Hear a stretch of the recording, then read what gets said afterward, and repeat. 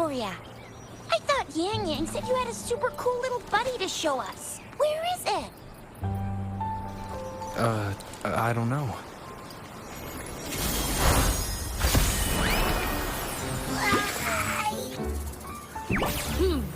Did it just hop out of your tacit mark? Smells good. So, is this how it first showed up when you guys were in the Norfolk Barrens? Yes, back then as I fought off those tacit discords, a burst of energy erupted from that statue. Two forces clashed and collided, and later, one of them emerged victorious, vanquishing the other in a violent clash. General GN and Rover later told me it was this little thing coming out of Rover's body. It was blocking or even consuming the overflow of Threnodian power. It reminded me of how Rover once absorbed frequency energy with his body in a similar fashion. So, we took him to the academy for a checkup with Baizhi. Apparently, this little one is what we had detected before. It's a speculated space or organism hidden inside your body. Now we finally know. It shares similar frequencies with tacit discord's reverberations. It resembles an echo processed by the data bank, stored inside your body instead of a terminal. In other words, it's your own echo, captured or absorbed at some point. Without you, it can't manifest. That's why Baizhi couldn't confirm just how you absorbed that echo back then. Was it you? Was it the little one? Or maybe the two of you together? And Baizhi discovered more after analyzing your spectrums. She found a new power source within you, similar to the Crownless, but even stronger. This power comes from the tacit discord you defeated in Norfolk Barrens. So, the excess energy this little thing had consumed somehow ended up in your body, available at your disposal. In other words, there is a deeper connection between the two of you. Or, according to Baizhi, it's a convergent codependency. To put it simply, you are connected. While you are two separate individuals, your energies and vitals can affect each other, for better or for worse. You may even feel each other's emotions. The bond between you and this creature is symbiotic. As it strengthens, so do you. However, if one is harmed, the other suffers. Fortunately, since it can't ever leave your side, it's not an easy target for attackers. And if they do strike, it can seek shelter inside your body for safety. Okay, now that's pretty much it. Baizhi was going to explain it to you herself, but she has to go check on a newly appeared sonorosphere in Jiaozhou. Wait. This is too much information for me to process. Let me get this straight. So, it helped Rover fight off the Threnodian? Seriously? This teeny tiny thing could do that? Seems unlikely.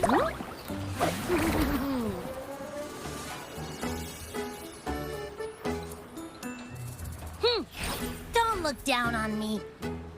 You'll regret it when you learn what I'm capable of. That poker-faced researcher was absolutely shocked when she examined me. Said I'm not just any echo. I'm a super-duper cool one. Rarest of them all.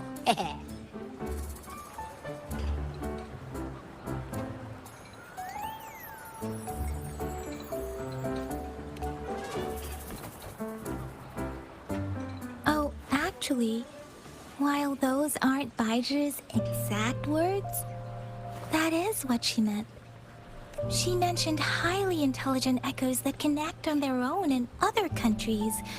Said they are involved in every aspect of human life with unique abilities beyond our imagination. Those echoes are rare, though. Neither I nor Baizhi, an ecoacoustics expert, have ever seen one in person. But this little thing here, it could be one of those foreign echoes. Yeah, makes sense.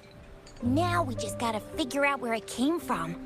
Who knows? We may find other cool echoes in that place. So, do you know where exactly he absorbed you? Huh? How am I supposed to know? Why don't you just ask him?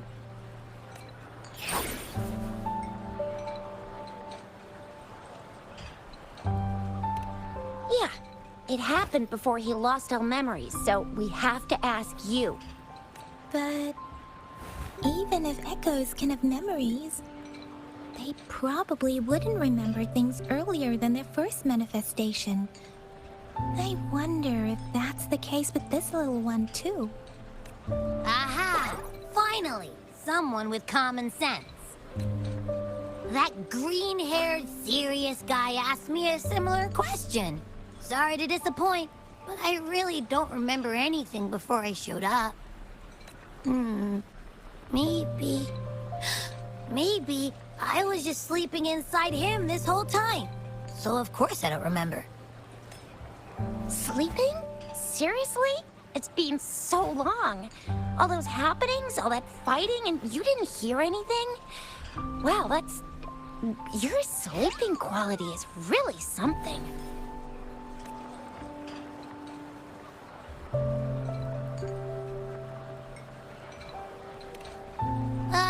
So you've got privacy to be respected. Don't worry. Your body's sound insulation is amazing. Dive into it, and everything goes quiet. The only problem is, I never know when I'll wake up again. And when I do wake up, I get tired and hungry fast. So I have to crawl back in for more rest. I know. It's all because I'm not eating enough. That's why you kept disappearing. You went back to sleep from lack of energy. Makes sense. Regular echoes need to be powered by the terminal, too. I thought you'd be really different from the usual ones we see. Turns out you share a lot in common. So you probably don't know your denomination or a nickname. No wonder everyone's been calling you the Little One. Denomination? What's that? The universally agreed terms for special echoes, like names for humans. They're named based on their characteristics, abilities, and places of origin. My denomination. It's... I don't know. Do I not have a name at all? What? No way. No way. That's not fair. If all the special echoes have names, how can I not have one? I don't want to be called the little one all the time. It doesn't sound cool at all. How about this? You help me come up with a name, and I will let you have some of the food. Oh, there's nothing left.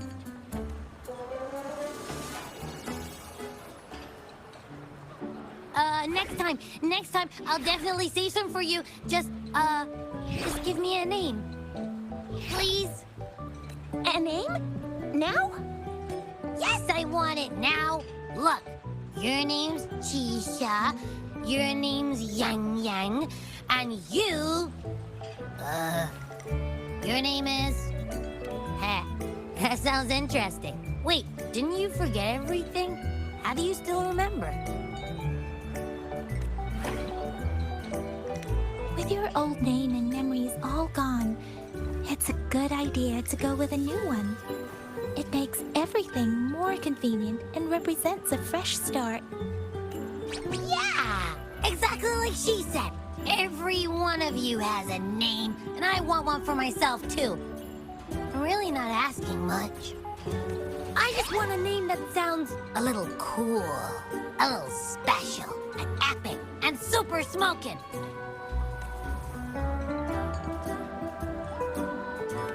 That's true. Let's see. You want a cool one. What about Echo the Invincible? What do you say? Nah, nuh-uh, absolutely no. That's too straightforward. It's no better than calling me the little one. Hey, it makes every difference in the world. I am Echo the Invincible! That's what a hero play character would say as their transformation call. Or maybe, since you can fly, and you've got those long ears, why don't you call yourself, Righteous Raptor, or Valor Hawk, or Flying Fury? No, absolutely no. Why do they all sound so cringy? Why? I love it when people call me the Jinjo Speedster. Doesn't that sound awesome?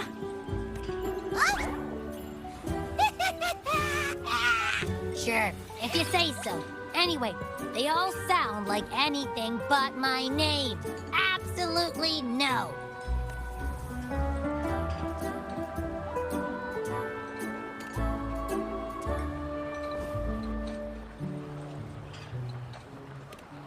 Aha! I knew Rover would come up with a good... Wait, why does it sound so random? You didn't just pick two random syllables, did you?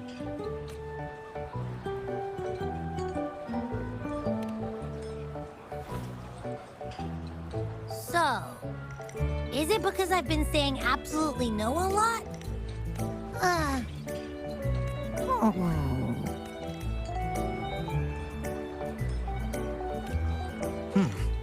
Why is it suddenly so quiet? Is it not happy with the name? Why, though? Can't think of anything better that's catchy, impactful, and clever all at once. Happy... Abraxas? What's wrong? What are you muttering about? What? Sounds like you're reading a spell. I don't know, but I just have this feeling that this is what my name should be. Okay, ready? Abby. I like the sound of that. That's my name. Of course I like it. You came up with it for me. I was just trying to get used to it, that's all. Besides, I feel attached to this name now. My name is Abby. You will not call me the little one again. Sure, we won't. Got it. Well, that didn't work out. I was hoping we could get some answers from from Abby. But now we're back at square one. I really thought we could figure out where Abby came from. It might not lead us to other special echoes, but it's at least a starting point to uncover Rover's past. Then we'll have something to do before asking Madam Magistrate and our Sentinel about it again. Maybe we can start with Abby's special abilities instead. Each special echo has a unique ability. We can compare what Abby does with our records of other echoes to see where they came from. Besides, it was Abby's power that helped Rover defeat the Threnodian, I suppose. Why do you sound so unsure? Didn't you see it all with your own eyes?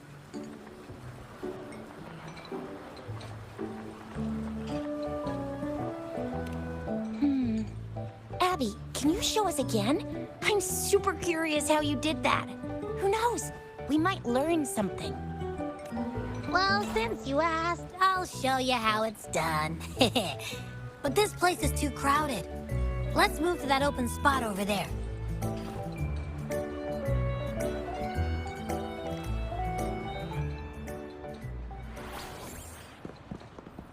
All right, all eyes on me.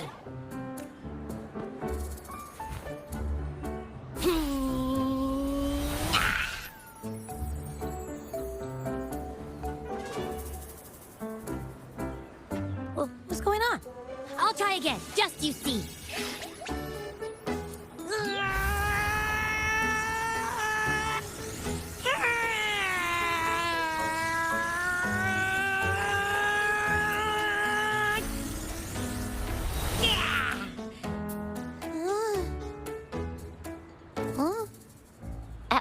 What? Did something happen? Just a little slip, that's all. I can do it. You gotta trust me. Back then, I just stood in front of him, and that big bad Threnodian monster thing just left. So, you didn't really do anything? Huh? No, I definitely did something.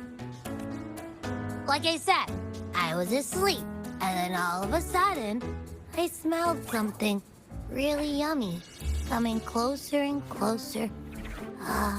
It was like nothing I'd ever smelled before.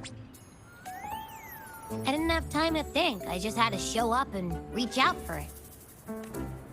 So, maybe Abby's power activates automatically under certain circumstances. Perhaps Abby can't control it yet. Yeah, it looks that way. You can't even hold your shape for very long yet. Hey! Stop looking down on me. Like I said, it was just a little slip. Really. When I think about it, I just stood there and did nothing and ended up beating a Threnodian. Imagine what I could do if I actually tried. Hey, Rover, get behind me next time we run into anything, okay? I'll keep you safe. Promise.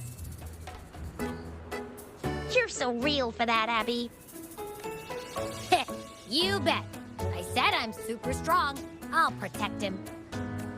That's very reassuring to hear, but it seems we're stuck again. I can't think of anything else to check out.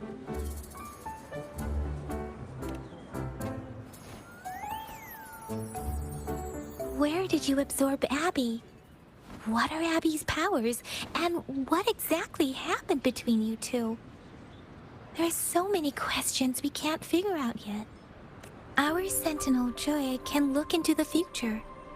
Nothing ever deviates from its predictions.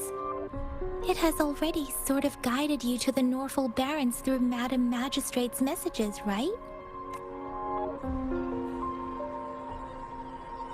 Now that the Threnodian crisis is over, perhaps you can consult our Magistrate and our Sentinel again.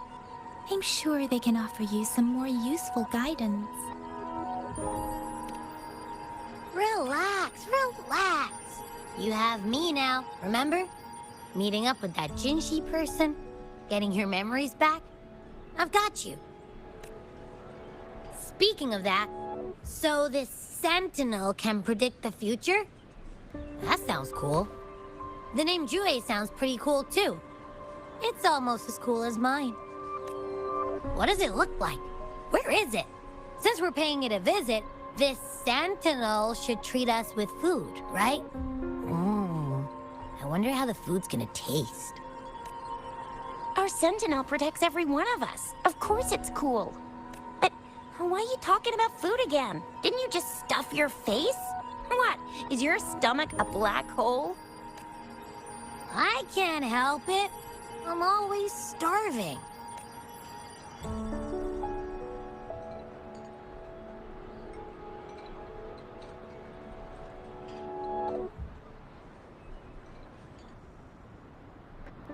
Rover, did you hear that? My stomach is growling. Yummy, yummy. Hello? Are you with me? You seem a bit distracted. With so much delicious food right in front of you, aren't you gonna try any? Well, if you're not interested, I'll gobble it all up. You've been absent-minded the whole day. Still bothered by that dream from last night? Wait, so you had a dream about the Sentinel? Like the one from your flashback when we saw the Sentinel statue after you lost your memory? Hang on, so let me get this straight. The Sentinel swooshed you off to a mountain shaped like a dragon, and then there were all these bad things going on with lots and lots of tacit discords. But the Sentinel saved the day? How exactly did it protect everyone again? Oh, in your dream it made the time different there. Yeah. The time in the mountains seemed to have slowed down from the outside, away from the tacit discords. The Sentinel must have created a barrier by manipulating the flow of time, keeping those monsters out. It was a safe haven from all the disturbances caused by the tacit discords, where people lived peacefully. Also, in my dream, I wasn't affected by the slow time and could freely move in and out of the barrier. It's no shock that you have awesome powers, being friends with me. What was that place you dreamed about called? I'm not entirely sure I heard it correctly, but in my dream, the Sentinel mentioned a place called Mount Firmament. Mount Firmament? Never heard of it. You've never heard of Mount Firmament? And I'm sure you're not from around here. Huh? Hold on! Did you just say Mount Firmament? Oh my! Did that echo just talk? Come on, man, relax. You don't hear an echo talking every day, but it's not that uncommon either. I heard there's a country called Rhinus. What? Anyway, the echoes there are next level. Oh, you're not from around here? Well, that explains why you don't know about Mount Firmament. Legends say Mount Firmament is where the first people of Jinzhou lived. It looks like a giant statue of our Sentinel Jue. I've never actually heard of anyone going to that place. They say those who try either get lost in the sea mist or never come back. If you're curious, just head southeast. Mount Firmament is on the east side of whining Ix's Mire, and you can see it from a distance. The southeast. The past few days, especially this morning, I caught this unique smell from the southeast. From that mountain they just mentioned. It's like a strong energy pulsing through the air, but I can't quite put my finger on it. It feels kinda weird, though. Doesn't smell natural. Could it have anything to do with what you said? A place where time passes slowly? Do you want to go check it out? I had a flashback about seeing their Sentinel. Perhaps that happened on Mount Firmament. I can feel an unknown force guiding me, urging me to go there and find something. Jinchi said she'll go search for the Sentinel and update me on its whereabouts. But so far, I've not heard anything from the City Hall yet. Then shall we go check it out together? It feels really suspicious.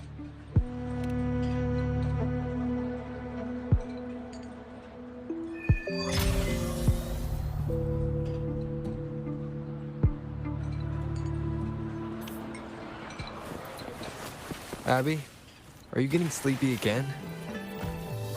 Let me take a quick nap, all right? I've got keen ears. If anything goes down, just give me a holler and I'll be up in a jiffy. I swear.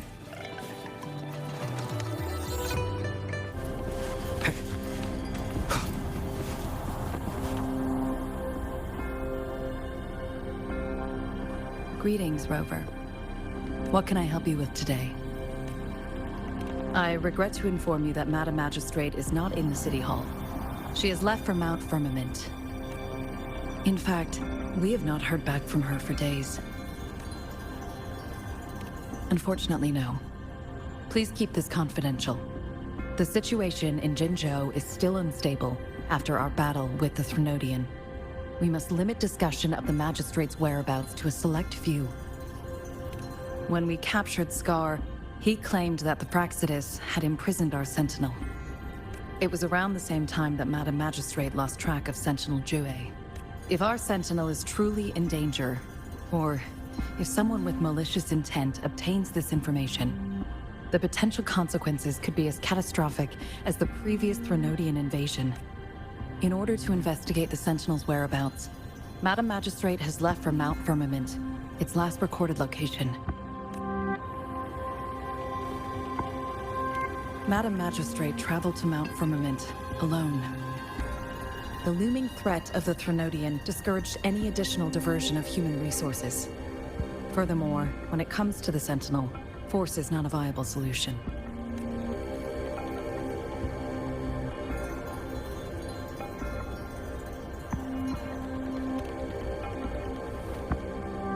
Madam Magistrate trusts you. It is beyond my authorization to meddle in your decisions. However, the landscape around Mount Firmament is complex. One must be accompanied by a special wayfinder to navigate safely. That's all I know. Currently, she's likely at the ferry terminal in Whining Ix's Mire. I'll reach out to her. To learn more about Mount Firmament, you can meet her at the ferry. I lack the same level of understanding of the situation there as she does. I trust Madam Magistrate's decisions. I will do my utmost to handle the public matters on her behalf while she is away. This worry about her safety won't leave me.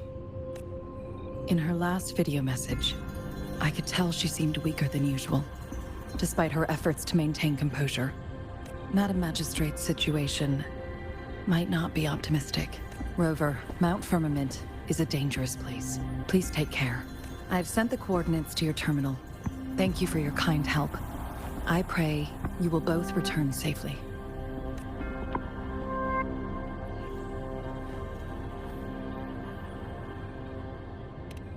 I'm here. Hey, did you notice how the mountain has a strangely pleasant smell? It doesn't look edible, though.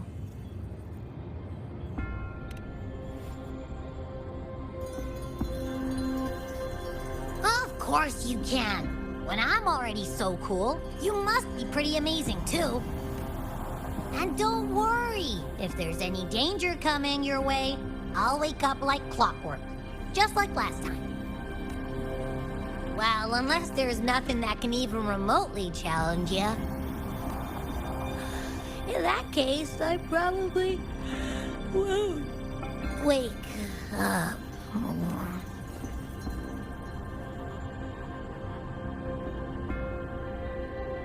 Let's head to the ferry. Mount Firmament. Our wayfinder should have plenty information to share.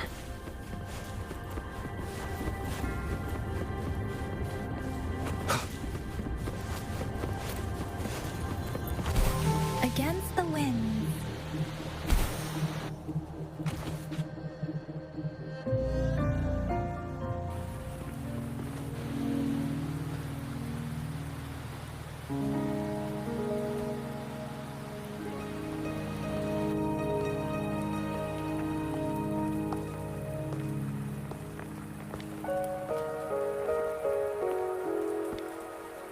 Are you trapped here by the rain?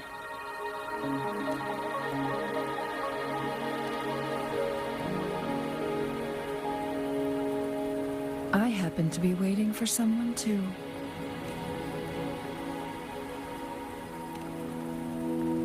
I am Chun-Li, your wayfinder.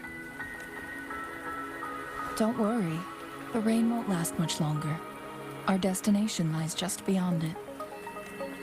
Rover, what do you know about Mount Firmament?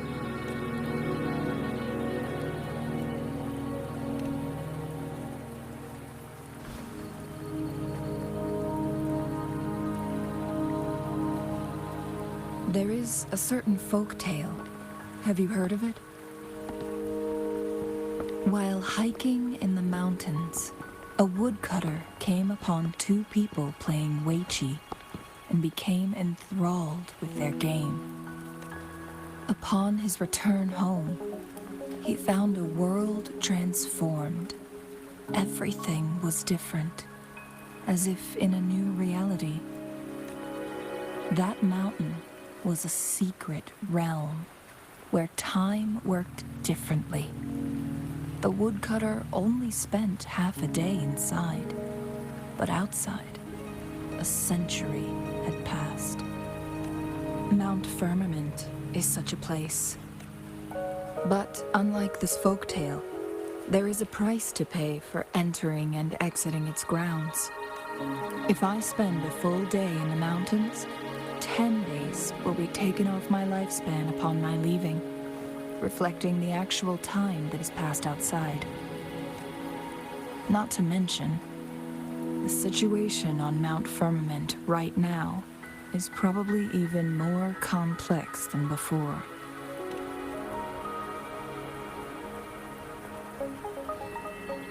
The strange time patterns of Mount Firmament are tied to the Sentinel's temporal mandate. Time ebbs and flows at its will. If the Fraccidus really has imprisoned our Sentinel, causing it to lose control of its powers, that could explain the temporal disruptions. Which means Mount Firmament is basically a dead end, with no way out. Lifespan is not the top of my concerns. If you've decided to venture there, I'll join you as your wayfinder. Jin Shi has stayed on Mount Firmament for too long.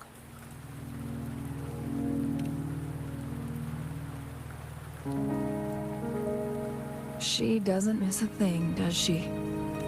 Before Jinshi left for Mount Firmament, scales began appearing on her body, and her resonance ability was weakening. Those signs pointed to a dire situation for the Sentinel as well. That's why I must lead you there. You might have the key to solving our dilemma.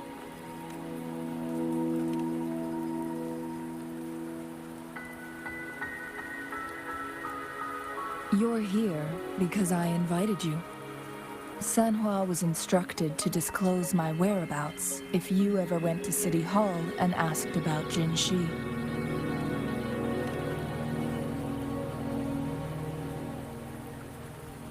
It's no surprise that you went to City Hall for answers, considering your memory loss and Jin Shi's prolonged absence.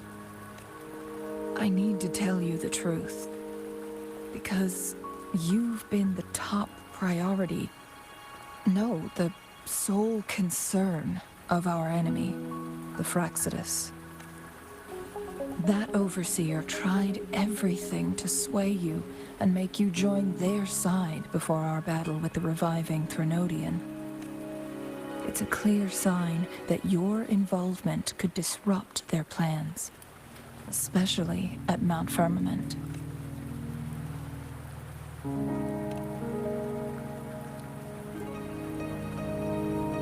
Records at the Grand Library tell a tale of someone who dared to enter Mount Firmament after the Sentinel's descent, and they emerged unscathed, as if time had no hold on them. They were also said to have stood alongside the Sentinel. And here before me stands someone who bears an uncanny resemblance to that very individual.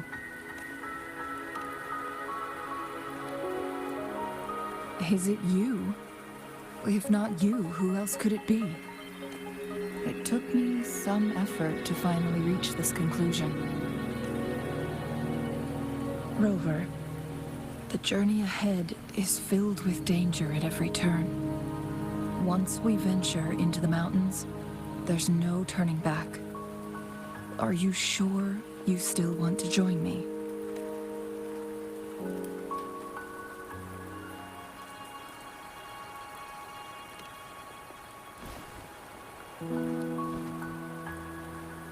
As your wayfinder, I'll lead you to your destination.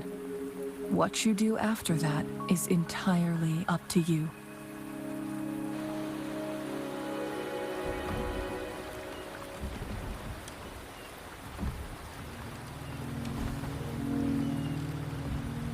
The rain is subsiding, and the sky will soon clear. It's time for us to head out.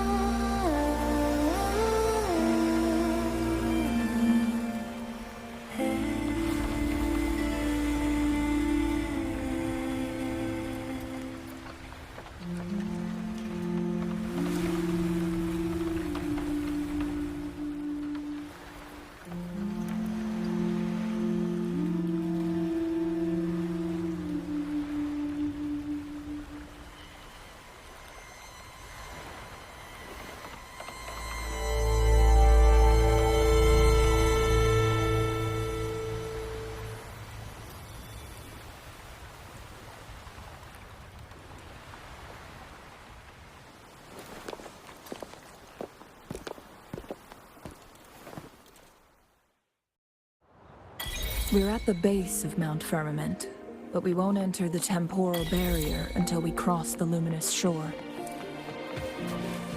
Shall we proceed? The storm is coming. Some people must be itching to pounce.